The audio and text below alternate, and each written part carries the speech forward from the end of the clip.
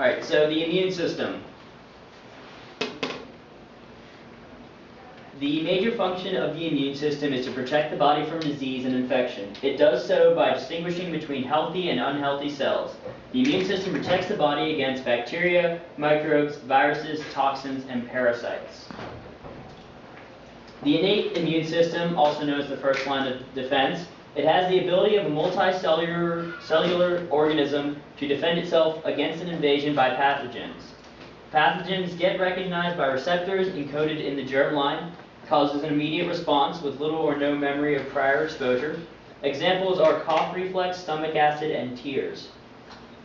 So some of the other first lines of defense are saliva, which is found in your mouth. Tears are obviously found in your eyes. Mucus are found in your nasal linings, and stomach acid in your stomach. So the innate immune system consists of surface barrier, inflammation, complement system, cellular barriers, and natural killer cells. The immune system that humans have is the adaptive immune system. This is an antigen-specific immune response. After an antigen in the body has been recognized and processed, the immune system creates an army that is designed to attack that specific antigen. For example, the body fighting off a disease that it has contracted, and a certain army of cells is recruited to go after the disease.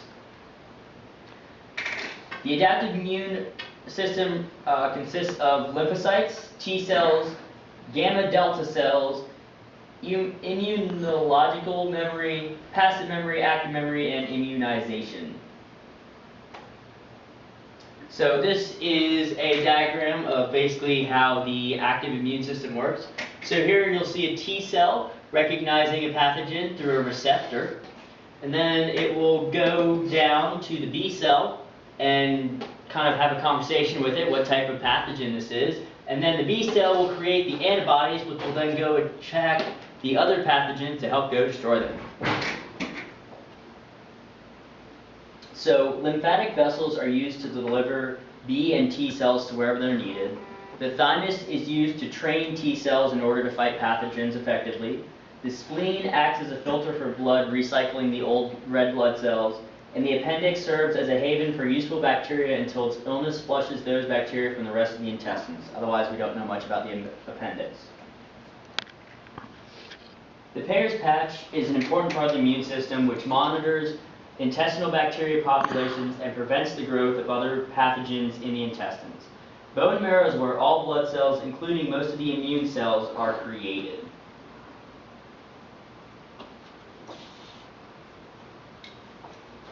So here is a diagram of the body with the location of some of the organs. So your tonsils and adenoids are found up here. Lymph nodes are found in the throat. Your thymus is near your sternum. More lymph nodes under your armpits. Spleen is found in your abdomen. Peyer's patch in your intestine. Appendix found at the end of your large intestine. Bone marrow is found within your bigger bones, like your thigh bone. And then more lymph nodes are found near the genital region.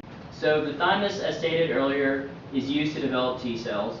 White blood cells are involved in protecting the body against pathogens. Antibodies are used to identify certain pathogens. The epidermis is the first layer of your skin, which is used to block pathogens from entering the body. Cilia and mucus are found in your nasal passages, which are used to trap pathogens.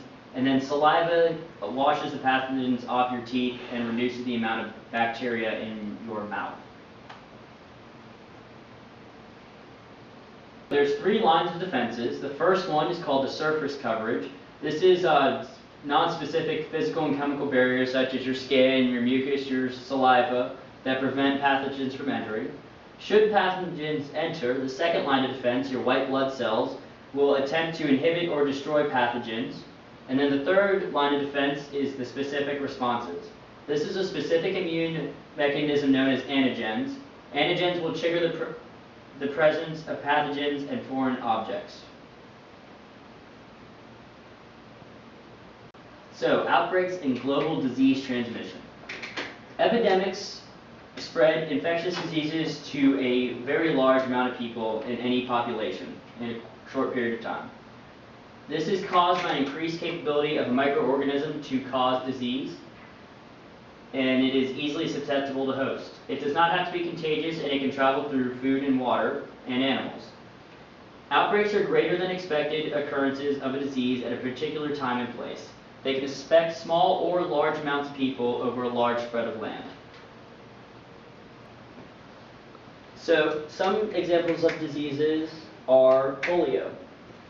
Polio was spread throughout large populations of people due to the fact that it spread through contaminated food or water.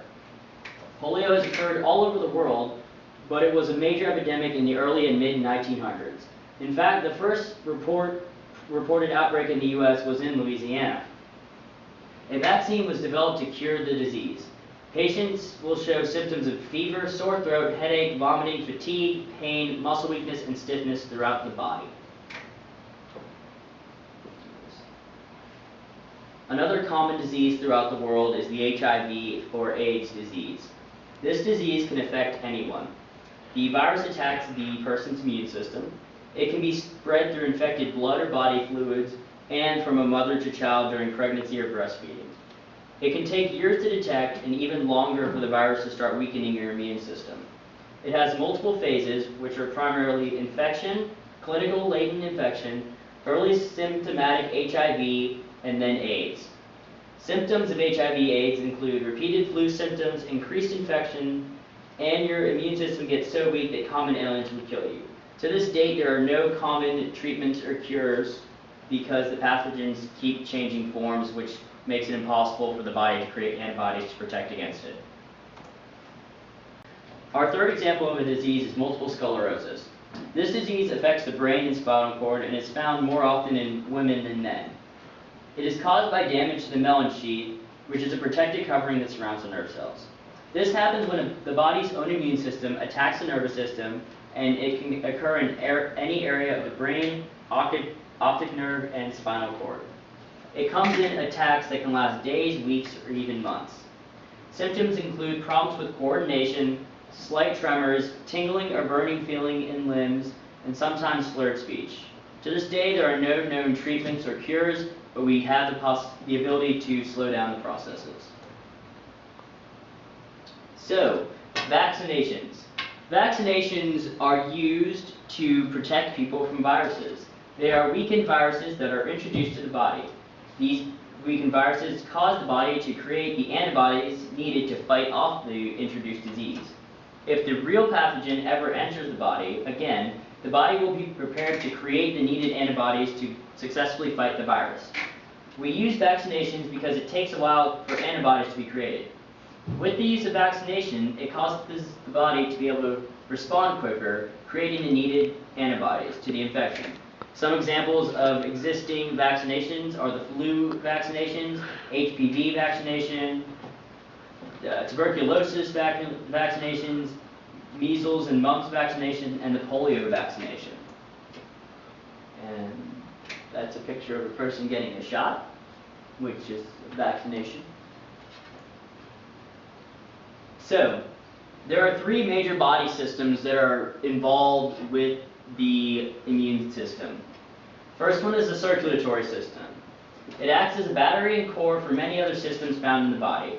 It is a constant and regulatory flow of blood throughout the body and allows for many other organisms. What the fuck? You're thinking about it too much. So, included in the immune system, three other body systems have a very large effect on the immune system. First is the circulatory system. It acts as a battery and core for many other systems found in the body. It is a constant and regulatory flow of blood through the body and allows for many other organs to function adequately as a healthy flow of oxygen is distributed through each region. It is comprised of the heart, blood vessels, arteries, and capillaries. White blood cells also are found in the circulatory system, along with platelets, plasma, and red blood cells. Here's a picture of the circulatory system. This is the heart. The arteries are found in red, which are oxygen-rich blood, and then the blood vessels are blue, which is oxygen-poor blood returning to the heart to be turned into oxygen-rich blood and sent back out in the body. The second body system involved with the immune system is the lymphatic system. As stated earlier, the lymphatic system carries the B and T cells throughout the body where they're needed. And it also carries lymph, which is used to help fight diseases. You can tell when you're sick and your body is fighting against diseases because your lymph nodes will become swollen, and you can easily find those. Here's a picture of the lymphatic system, which runs near parallel to where your blood vessels and arteries run, because they are used in parallel with those.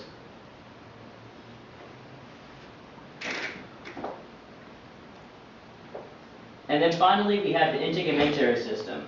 This is also known as your skin.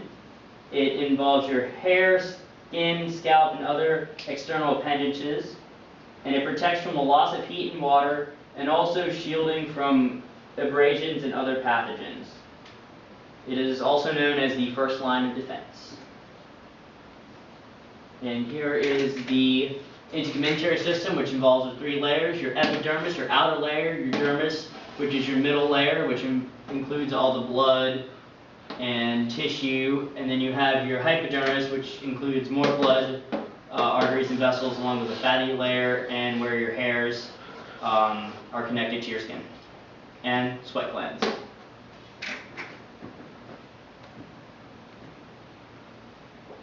So, along with the human immune system, there is a plant immune system. The plant's hypersensitive response attacks cells that have been affected. They attack. So, along with humans, plants also have an immune system to protect against plant-like diseases. One of their responses is the hypersensitive response. This response attacks cells that have been affected by surrounding them and depriving the pathogens of needed nutrients. The hypersensitive response is often preceded by the production of reactive oxygen species. These can initiate radical change reactions with a range of organic molecules, leading to lipid peroxidation, enzyme inactivation, and nucleic acid degradation. Some plant cells synthesize ligand collose, which blocks off the spread of pathogens by creating a wall around it. Plants also create hydrolytic enzymes that attack the cell wall of pathogens to destroy them. A commonly known response is the phytolexin response, which is rapidly appearing and is used to fight off pathogens. It's usually undetectable. It acts as the antibodies in the human immune system by remembering specific types of plant diseases, so that if it ever sees it again, it will be able to fight it off more effectively. Scientists have also discovered R genes, which function in the defense against fungi, bacterial, and nematodes to create protein receptors that recognize pathogens. Once a plant has encountered a disease, it will be able to fight it off better in the future. It's time for 4 fun facts with Connor.